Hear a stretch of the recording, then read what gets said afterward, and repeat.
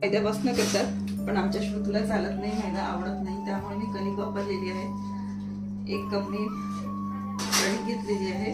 त्यानंतर पाव कप मी बेसन घेतलेलं आहे आणि जवळपास पाव कपाच्या थोडंसं जास्त रवा घेतलेला आहे आणि साखर घेतलेली, पिठी साखर घेतलेली आहे.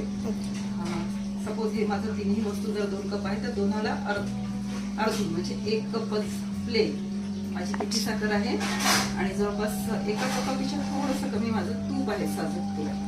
अशा प्रकारचं एवढं याला साहित्य लागलेलं आहे आणि याच्यासाठी मी 2 विलायची सुद्धा वापरलेली आहे.